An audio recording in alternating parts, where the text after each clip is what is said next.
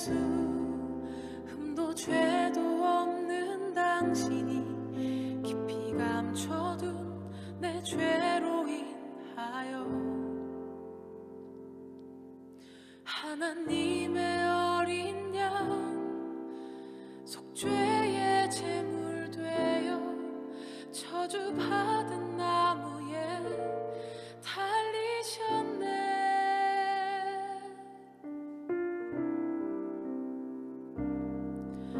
내가 예수를 당신을 부인했습니다. 내가 예수를 당신을 못 박았습니다.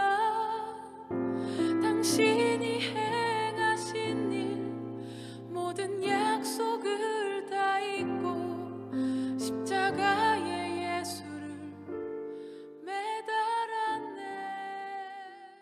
오늘 우리에게 주신 하나님의 말씀은 마태복음 27장 1절에서부터 10절까지 말씀입니다. 새벽에 모든 대제사장과 백성의 장로들이 예수를 죽이려고 함께 의논하고 결박하여 끌고 가서 총독 빌라도에게 넘겨주니라. 그때에 예수를 판 유다가 그의 정죄됨을 보고 스스로 뉘우쳐 그 은 30을 대제사장들과 장로들에게 도로 갖다 주며 이르되 내가 무죄한 피를 팔고 죄를 범하였도다 하니 그들이 이르되 그것이 우리에게 무슨 상관이냐 내가 당하라 하거늘 유다가 은을 성소에 던져 넣고 물러가서 스스로 목매어 죽은지라. 대제사장들이 그 은을 거두며 이르되 이것은 핏값이라 성전고에 넣어둠이 옳지 않다 하고 의논한 후 이것으로 토기장이의 밭을 사서 나그네의 묘지를 삼았으니 그러므로 오늘날까지 그 밭을 피밭이라 일컫느니라. 이에 선지자 에레미야를 통하여 하신 말씀이 이루어졌나니 일렀으되 그들이 그 가격 매겨진 자 곧 이스라엘 자손 중에서 가격 매긴 자의 가격 곧 은 30을 가지고 토기장이의 밭값으로 주었으니 이는 주께서 내게 명하신 바와 같으니라 하였더라. 아멘. 내가 예수를 당신을 부인했습니다. 내가 예수를 당신을 못 박았습니다. 나의 모든 죄를 지고 아버지께 인도하시는 내가 예수를 못 박았습니다. 예수 참 사랑과 평화의 주님, 소망 없이 멀어진 우리를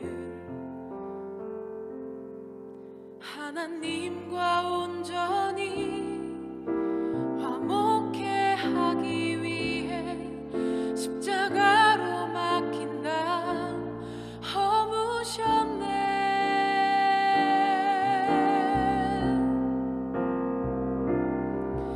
내가 예수를 당신을 다시 바라봅니다. 내가 예수를 당신을 사랑합니다. 당신이 행하신 일 흔들리지 않는 사랑 깨지지 않는 약속 붙들겠네. 내가 예수를 당신을 다시 바라봅니다. 내가 예수 오늘 이 새벽도 우리 주님의 크신 은혜가 저와 여러분에게 함께하기를 바랍니다. 새벽은 밤과 아침을 이어주는 통로의 시간입니다. 먼 길 건너서 빛을 만날 수 있는 상징의 새벽별이 빛나는 시간이므로 그 시간은 오히려 우리에게 고뇌와 번뇌의 시간이기도 합니다. 박주택 시인의 새벽이 온다는 시는 이렇게 고백합니다. 저렇게 새벽이 밀려 들어오면 밤을 의지하는 사람들은 어디로 가라는 것인가? 몽롱한 노래들이 몸을 비벼주었건만 저렇게 소리 없이 새벽이 밀려와 거뭇한 자세로 사람들을 세워두면 이들은 또 어디로 숨어들란 말인가? 밤을 사랑하는 사람들은 아침이 오는 것이 싫습니다. 아침은 자기가 환히 드러나는 시간이기 때문에 나를 어둡게 감춰주고 나를 가리워줬던 밤을 밀어내는 새벽의 싫을 때가 많습니다. 하물며 새벽은 소리 없이 오기 때문에 시인은 밤에 의지하는 자기를 돌아보고 있습니다. 새벽이 다가올수록 밤에 의지하는 사람들의 외로움과 번뇌를 호소하고 있는 것입니다. 그러나 시인은 그럼에도 불구하고 새벽이 온다고 말하므로 독자들로 하여금 우리의 짙게 깔린 어둠이 무엇인가 묻고 있습니다. 새벽이 온다는 것을 아는 사람은 내가 어디로 가고 있는지 그 발걸음의 방향을 다시 돌아보게 되고 내가 어디로 숨으려고 하는지 그 어둠을 돌아볼 기회의 시간이기 때문입니다. 바로 그 새벽, 베드로는 문 밖으로 돌아가 자기 죄를 깨달아 통곡했던 그 새벽입니다. 그 새벽이 왔음에도 동일한 시간에 내가 어디로 가는지 그 발걸음을 전혀 모르는 사람이 있었습니다. 그들은 예수님을 죽이고자 마음먹은 대제사장 일당이요. 그들의 삶은 비록 새벽이 왔음에도 여전히 자기의 모든 죄가 가리워지고 있다고 생각한 밤의 사람들이었습니다. 1절부터 2절까지 말씀, 새벽에 모든 대제사장과 백성의 장로들이 예수를 죽이려고 함께 의논하고 결박하여 끌고 가서 총독 빌라도에게 넘겨주니라. 대제사장과 장로들은 예수님 앞에 있었던 수많은 시간들이 있었습니다. 그런 그들에게 새벽이 도래했습니다. 새벽은 자기 허물이 드러나는 시간이므로 밤을 의지하던 스스로가 깊게 주님 앞에 묵상하면 부끄러워지는 시간임에도 불구하고 그들은 전혀 부끄러워하지 않았습니다. 왜냐하면 그 밤에 사람들끼리 모여 있었기 때문입니다. 반면 또 다른 사람이 있습니다. 바로 유다였습니다. 유다는 열심당원, 즉 독립운동을 지지하는 계파의 사람으로 알려져 있습니다. 그러므로 예수의 능력을 통해 나라가 구원받기를 절실하게 바랬을 것입니다. 그런 그에게 어느 날 한 여인이 귀한 옥합을 깨뜨리며 예수님께 바쳤을 때 그는 큰 충격을 받습니다. 그리고 비로소 자기도 깨닫지 못했던 예수를 향한 자기 욕망을 분출합니다. 그 정도의 돈이라면 가난한 자에게 충분히 나눠줄 수도 있다고 말입니다. 아차 싶었지만 그것이야말로 실제 예수를 바라보던 자기 욕망의 시선이었습니다. 요한복음 12장 4절부터 6절까지 말씀을 제가 읽겠습니다. 제자 중 하나로서 예수를 잡아줄 가룟 유다가 말하되 이 향유를 어찌하여 300데나리온에 팔아 가난한 자들에게 주지 아니하였느냐 하니 이렇게 말함은 가난한 자들을 생각함이 아니요 그는 도둑이라 돈괴를 맞고 거기 넣는 것을 훔쳐감이러라. 실제로 자기 마음 역시 가난한 자를 사랑해서가 아니라 그 정도 돈이라면 더 귀한 일에 쓸 수 있다고 생각했습니다. 유다는 정말로 예수님의 행보가 이해가 되지 않았습니다. 왜 그렇게 본인이 보기에도 미흡해 보이는 사람들과만 어울려 다니는지, 심지어 왜 죄인들과 그렇게 밥을 먹기를 즐겨 하는지, 왜 때로는 로마 사람들과 어울리고 아무것도 모르는 베드로 같은 사람과 저렇게 가까이 지내는지, 유다는 본인처럼 진실되고 나라를 걱정하는 자신에 대해서는, 심지어 예수님께서는 별 관심 없어 보이는 것 같아 그의 삶은 열심당원으로서 힘들고 늘 고독할 수밖에 없었습니다. 결국 요한복음 13장에서 유다는 예수님을 돈에 팔려고 합니다. 유다의 눈에 예수님께서는 돈을 하찮게 여기는 자이므로 그 예수님께 복수하는 것은 은 30의 작은 금액으로 팔아 넘기는 것이었습니다. 유다는 자기 뜻과는 전혀 다른 삶을 살아가고 자신의 외침에도 불구하고 자기를 돌아보지 않는 예수님을 향한 복수의 방법으로 군인들을 직접 이끌고 예수님 앞에 대적했습니다. 예수님의 마음에 생긴 상처와 십자가, 그러나 분노가 가득한 유다의 마음은 사탄이 가득 그 마음을 지배하고 있었음에도 스스로 유다는 깨닫지 못했습니다. 바로 그 새벽이 유다에게 다가왔습니다. 그때 비로소 유다는 자기 마음에 가득한 어두움을 발견합니다. 3절부터 4절까지입니다. 그때 예수를 판 유다가 그의 정죄됨을 보고 스스로 뉘우쳐 은 30을 대제사장들과 장로들에게 도로 갖다 주며 이르되 내가 무죄한 피를 팔고 죄를 범하였도다 하니 그들이 이르되 그것이 우리에게 무슨 상관이랴 네가 당하라 하거늘. 유다는 문득 새벽 아무 죄 없는 예수가 죄가 있다고 판정되는 그 광경을 보고 모든 것이 자기로 인하여 생긴 일임을 깨닫게 됐습니다. 유다는 은 30을 장로들에게 가져다 주므로 자기 죄를 뉘우치고자 했습니다. 우리는 여기서 유다의 아픔을 느끼지 않을 수 없습니다. 유다는 좀처럼 자기 죄를 돌아보지 못할 만큼 마음이 강팍한 사람이었습니다.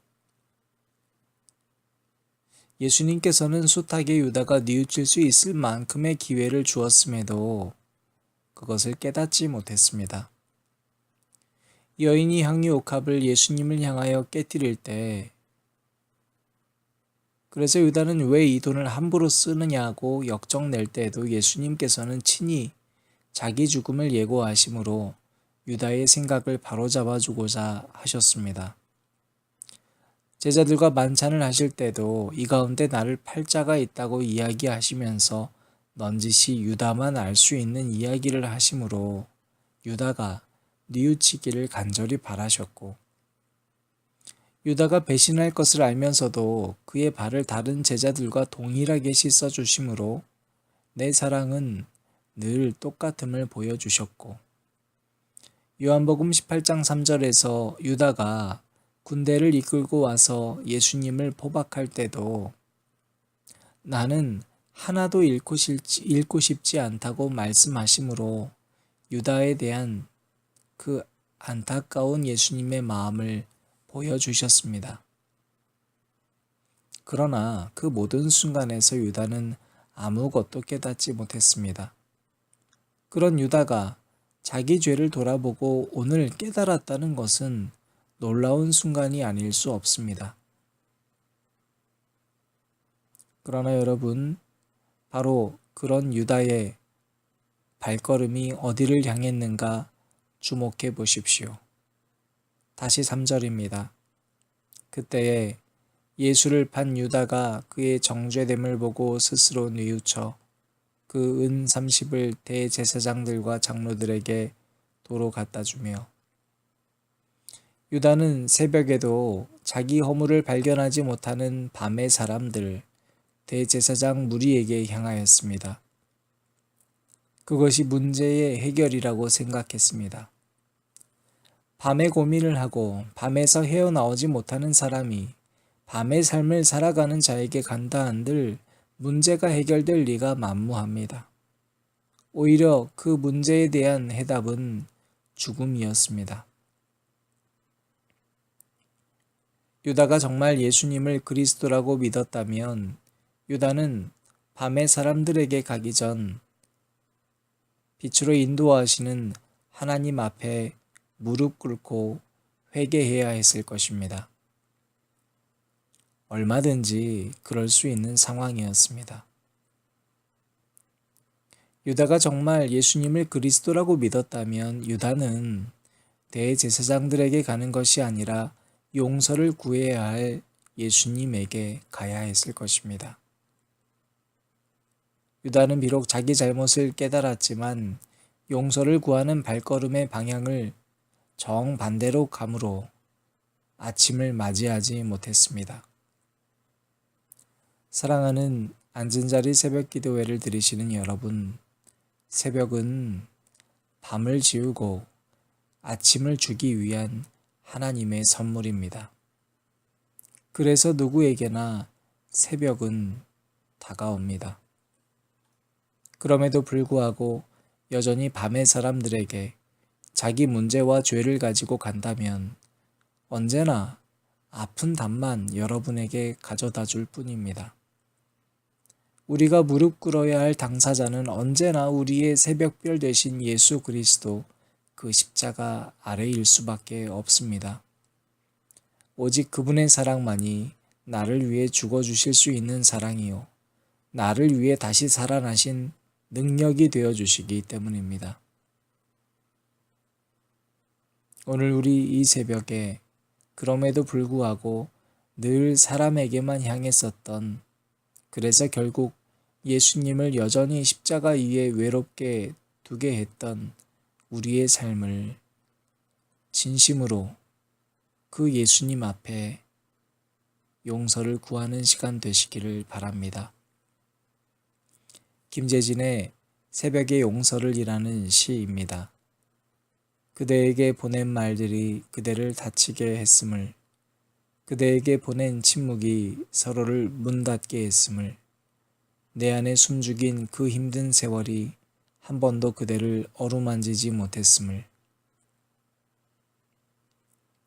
우리가 건넨 말로 인해 상처 입은 예수 그리스도, 그러나 그럼에도 불구하고 그 예수 그리스도의 십자가 앞으로는 가지 않고 침묵하며 여전히 사람들에게 향하고 있는 우리 발걸음을 이제 그 힘든 밤의 삶을 청산하고 예수님 앞에 나아감으로 진정한 아침을 맞이하는 새벽의 사람들이 되시기를 주님의 이름으로 축원합니다.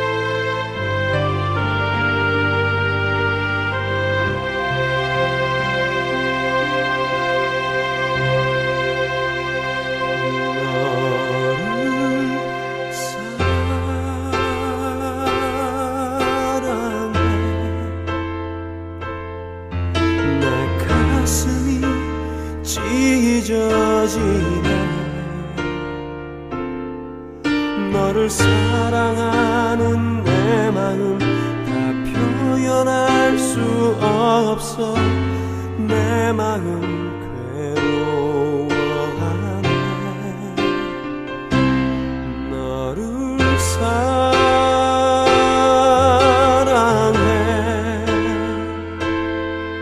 내 손과 발 지키려네. 널 너를 위험에서 건지려 내 몸을 던져 널 위해 내 손과 발치기였네. 너를 사랑해.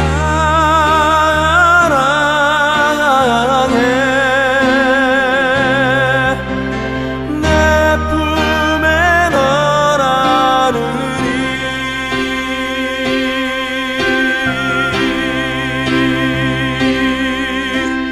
바다 끝이라도 하늘 꼭대기라도 거기서도 널 지키리. 너를 사랑해.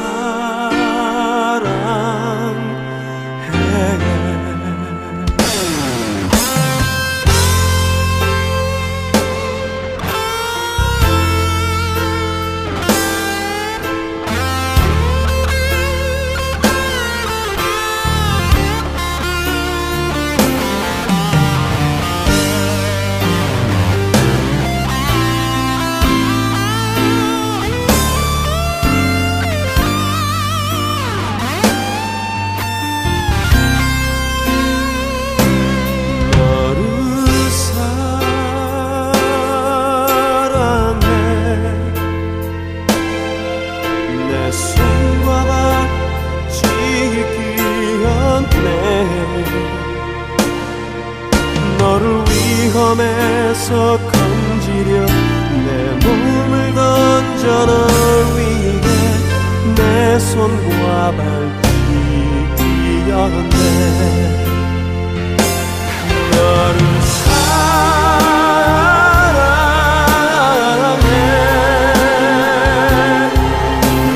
내 품에 너라느니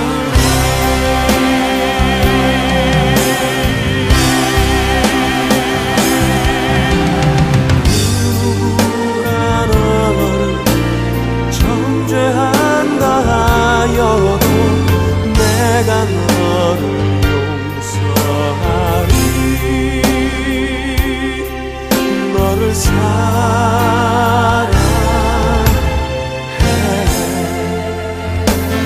너를 사랑해.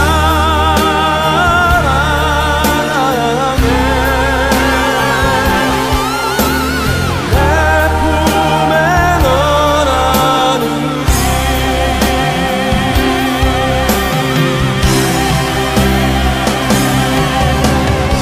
바다 끝이라도 하늘